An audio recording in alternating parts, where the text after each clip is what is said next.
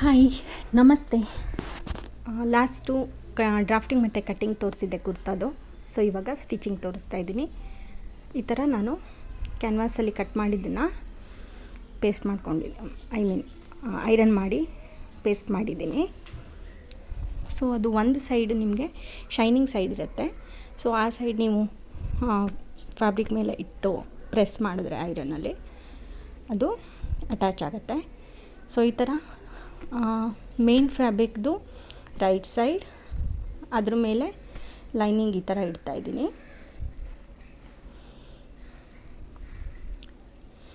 So ಎಲ್ಲ ಕಡೆ pin ಮಾಡಿ ಇಟ್ಕೊಳ್ತಾ ಇದ್ದೀನಿ, ಯಾಕೆಂದರೆ ಲೈನಿಂಗ್ ಆಗಿರೋದ್ರಿಂದ ಆ ಕಡೆ ಈ ಕಡೆ ಆದರೆ ಮತ್ತು ಮಧ್ಯದಲ್ಲಿ ರಿಂಗಲ್ಸ್ ಎಲ್ಲ ಫಾರ್ಮ್ ಆಗುತ್ತೆ ಅಂತ. ಆ್ಯಂಡ್ ನಾನು ಎರಡು ಫ್ಯಾಬ್ರಿಕ್ಕನ್ನು ವಾಶ್ ಮಾಡಿ ಐರನ್ ಮಾಡಿ ಆಮೇಲೆ ಕಟ್ಟಿಂಗ್ ಮಾಡಿದ್ದೀನಿ. ಸೊ ಈ ಥರ ನೆಕ್ ಶೇಪಲ್ಲೇ ಸ್ಟಿಚಿಂಗ್ ಮಾಡ್ತಾಯಿದ್ದೀನಿ. ಸ್ಟಿಚಿಂಗ್ ಆದಮೇಲೆ ಇದನ್ನು ಇಲ್ಲಿ ನೆಕ್ ಸೈಡಲ್ಲಿ ಕಟ್ ಮಾಡ್ಕೋಬೇಕು. ಅಲ್ಲಿ ತನಕ ನಾನು ಫ್ಯಾಬ್ರಿಕ್ ಕಟ್ ಮಾಡಿಲ್ಲ.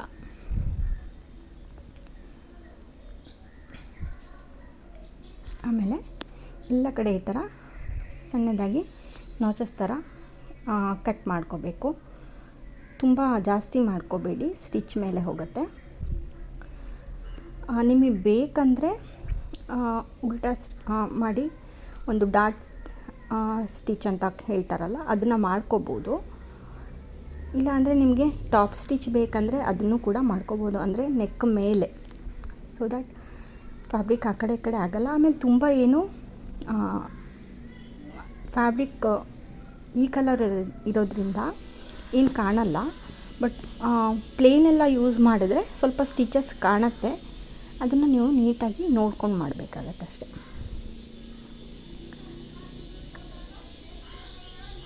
ಎಲ್ಲ ಸೈಡನ್ನು ಲೈನಿಂಗ್ ಜೊತೆ ಅಟ್ಯಾಚ್ ಮಾಡಿ ಸ್ಟಿಚ್ ಮಾಡೋದ್ರಿಂದ ಮಾಡಲಿಲ್ಲ ಅಂದ್ರೂ ಪರವಾಗಿಲ್ಲ.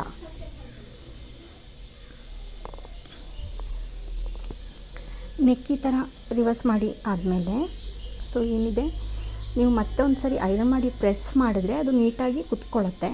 ಇಲ್ಲಾಂದರೆ ನೀವು ಒಳಗಡೆ ಫ್ಯೂಸಿಂಗ್ ಟೇಪ್ ಅಂತ ಬರುತ್ತೆ, ಅದನ್ನು ಹಾಕಿಬಿಟ್ಟು ಪ್ರೆಸ್ ಮಾಡಿದ್ರೆ ಕೂಡ ಅದು ನಿಮಗೆ ನೀಟಾಗಿ ಅಟ್ಯಾಚ್ ಆಗಿರುತ್ತೆ.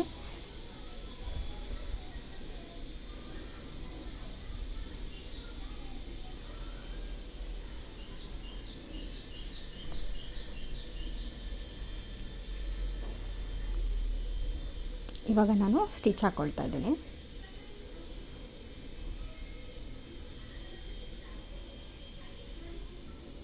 ಮಧ್ಯದಲ್ಲಿ ಎಲ್ಲೂ ಕೂಡ ರಿಂಕಲ್ಸ್ ಬರಬಾರ್ದಂತ ನಾನು ಈ ಥರ ಪಿನ್ ಮಾಡಿ ಸ್ಟಿಚ್ ಮಾಡ್ತಾ ಇರೋದು.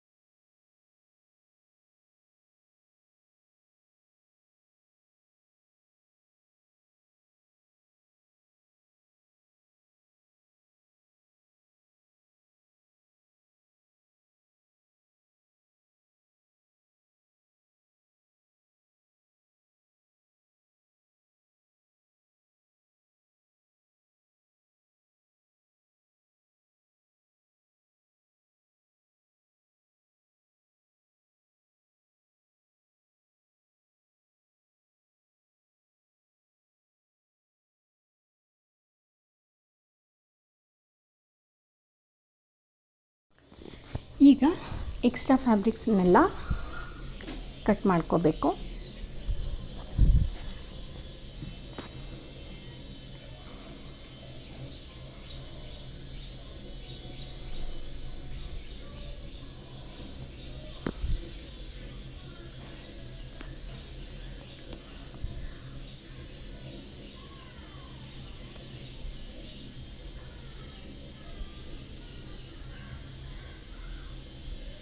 ಇದೇ ಥರ ಬ್ಯಾಕ್ ಪಾರ್ಟನ್ನು ಕೂಡ ಮಾಡ್ಕೋಬೇಕು. ಸೊ ಇವಾಗ ಸ್ಲೀವ್ ತೋರಿಸ್ತಾ ಇದ್ದೀನಿ. ಇದರಲ್ಲಿ ಫಸ್ಟ್ ನಾನು ಕೆಳಗಡೆ ಪೋರ್ಷನ್ ಮುಗಿಸ್ಕೊಳ್ತಾ ಇದ್ದೀನಿ, ಸ್ಲೀವ್ ರೌಂಡ್ ಸೈಡು. ಸೊ ನಾನಲ್ಲಿ 1 ಇಂಚ್ ಕೊಟ್ಟಿದ್ದೆ, ಹಾಫ್ ಆ್ಯಂಡ್ ಹಾಫ್ ಅಂತ ಫೋಲ್ಡ್ ಮಾಡಿ ಸ್ಟಿಚ್ ಮಾಡ್ತಾಯಿದ್ದೀನಿ. ಮೇಲುಗಡೆ ಬಂದು ಪಫ್ ಕೊಡ್ತಾಯಿದ್ದೀನಿ, ಫುಲ್ ಸ್ಲೀವ್ಸು ಪಫ್.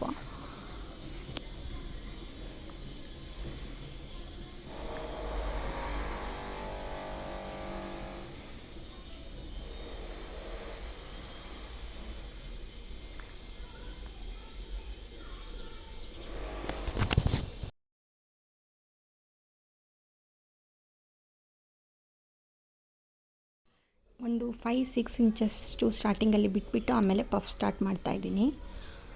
ಒಂದು ಸೈಡ್ದು ಮೇಲ್ಗಡೆ ಏನು ನಾಚಸ್ ಕೊಟ್ಟಿರ್ತೀವಿ ಅಲ್ಲಿ ತನಕ ಒಂದು ಸೈಡ್ ಆದರೆ ಅದ್ರ ಅಪೋಸಿಟ್ ಸೈಡಲ್ಲಿ ಪ್ಲೀಟ್ಸು ಬರುತ್ತೆ ಇನ್ನೊಂದು ಸೈಡು.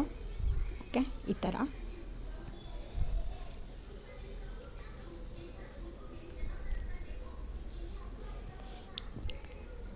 ಸ್ಲೀವ್ ಅಟ್ಯಾಚ್ ಮಾಡಬೇಕಾದ್ರೆ ನೋಡಿಕೊಂಡು ಸ್ವಲ್ಪ ಶಾರ್ಟೇಜ್ ಬಂತಂದರೆ ನೀವು ಒಂದೆರಡು ರಿಮೂವ್ ಮಾಡ್ಕೋಬೋದು. ಎಕ್ಸೆಸ್ ಬಂತಂದರೆ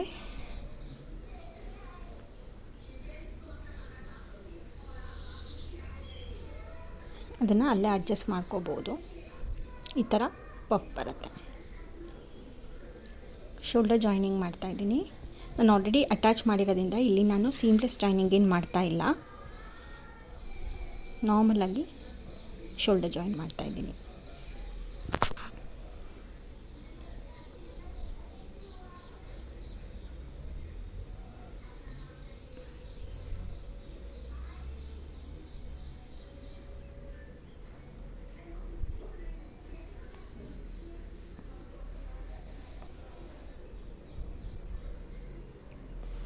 ಈ ಥರ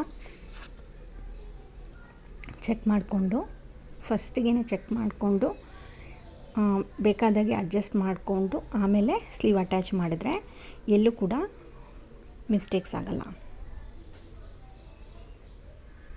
ಇಲ್ಲಾಂದರೆ ಶಾರ್ಟೇಜ್ ಬರೋ ಚಾನ್ಸಸ್ ಇರುತ್ತೆ, ಇಲ್ಲ ಎಕ್ಸೆಸ್ ಬರೋ ಚಾನ್ಸಸ್ ಇರುತ್ತೆ.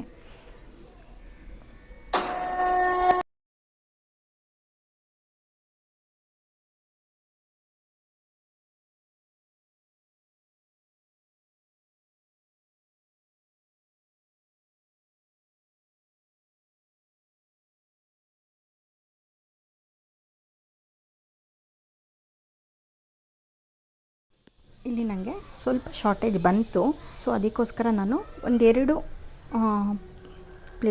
ಪಫ್ಸ್ನ ರಿಮೂವ್ ಮಾಡ್ತಾಯಿದ್ದೀನಿ, ಅಂದರೆ ಪ್ಲೀಟ್ಸ್ನ ರಿಮೂವ್ ಮಾಡ್ತಾಯಿದ್ದೀನಿ.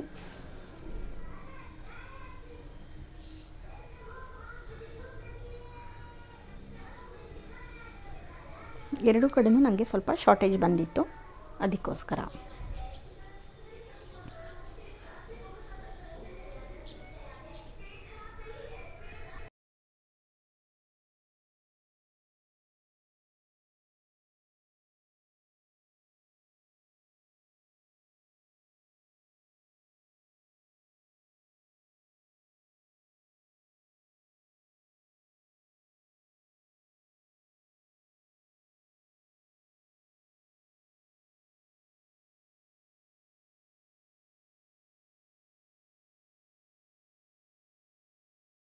ಸೊ ಇಲ್ಲಿಗೆ ಸ್ಲೀವ್ಸ್ ಅಟ್ಯಾಚಿಂಗು ಮುಗೀತು.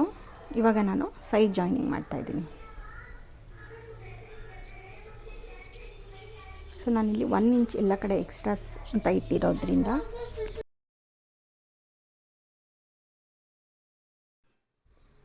ಎಲ್ಲ ಕಡೆ ನಾನು 1 ಇಂಚಲ್ಲಿ ಮಾರ್ಕ್ ಮಾಡಿಕೊಂಡು ಜಾಯ್ನಿಂಗ್ ಮಾಡ್ತಾಯಿದ್ದೀನಿ ಈ ಥರ.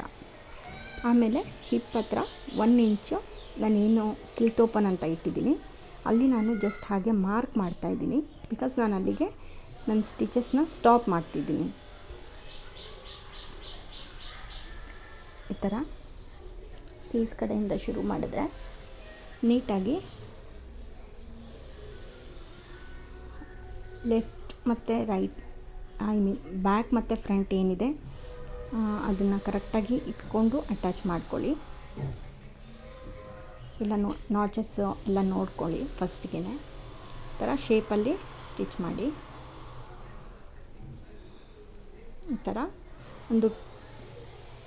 ಸ್ವಲ್ಪ ಒಂದು 1.5 ಇಂಚಷ್ಟು ಮುಂಚೆನೇ ನಾನು ಒಂಚೂರು ಅದನ್ನು ಸ್ಟ್ರೈಟ್ ಮಾಡಿಕೊಂಡು ಶೇಪಲ್ಲಿ ಮಾಡ್ತಾಯಿದ್ದೀನಿ. ಆಮೇಲೆ ಇನ್ನೊಂದು 1/4 ಇಂಚಲ್ಲಿ ಮತ್ತೆ ಸ್ಟಿಚ್ ಮಾಡ್ಕೊಳ್ತಾ ಇದ್ದೀನಿ.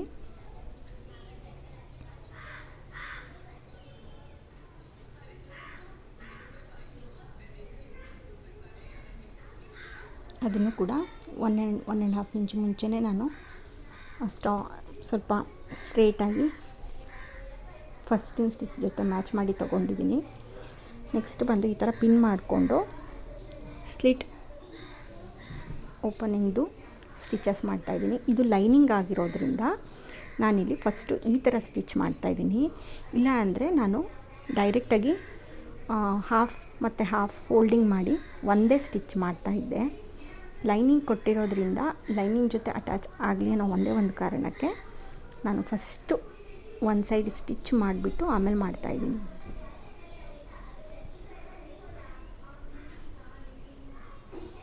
ಈ ಥರ ಸೈಡಲ್ಲಿ ಎಡ್ಜಿಗೆ ಒಂದು ಸ್ಟಿಚಸ್. ಓಕೆ, ಅದನ್ನು ಈ ಥರ ಹೋಗಿಬಿಟ್ಟು ಇಲ್ಲಿಗೆ ಒಂದು ಸ್ಟಾಪ್ ಮಾಡಿ, ನೀಡಲ್ನ ತೆಗಿಬಾರ್ದು, ನೀಡಲ್ನ ಹಾಗೆ ಇಟ್ಟು ಜಸ್ಟ್ ಮೂವ್ ಮಾಡಿ ಮತ್ತು ಈ ಸೈಡ್ ಸ್ಟಿಚ್ ಮಾಡ್ಕೋಬೇಕು. ಲೈನಿಂಗ್ ಇಲ್ಲ ಅಂದರೂ ಕೂಡ ನೀವು ಈ ಥರ ಮಾಡ್ಬೋದು, ಬಟ್ ಯೂಶ್ವಲಿ ರೆಡಿಮೇಡ್ ಕುರ್ತೀಸಲ್ಲೆಲ್ಲ ನಿಮಗೆ ಒಂದೇ ಸ್ಟಿಚಸ್ ಕಾಣ್ತಾ ಇರುತ್ತೆ ಮೇಲ್ಗಡೆ. ಸೊ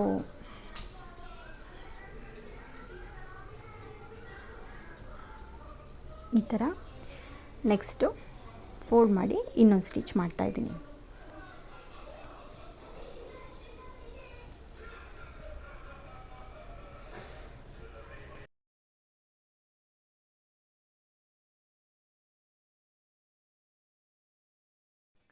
ಈ ಥರ ಒಂದು 1/2 ಇಂಚಷ್ಟು ಮೇಲ್ಗಡೆ ತನಕ ಹೋಗಿಬಿಟ್ಟು ನೆಕ್ಸ್ಟು ಈ ಥರ ಟರ್ನ್ ಮಾಡಿ ಸ್ಟಿಚ್ ಮಾಡಿಕೊಂಡು ಈ ಸೈಡ್ ಸ್ಟಿಚ್ ಮಾಡಬೇಕು.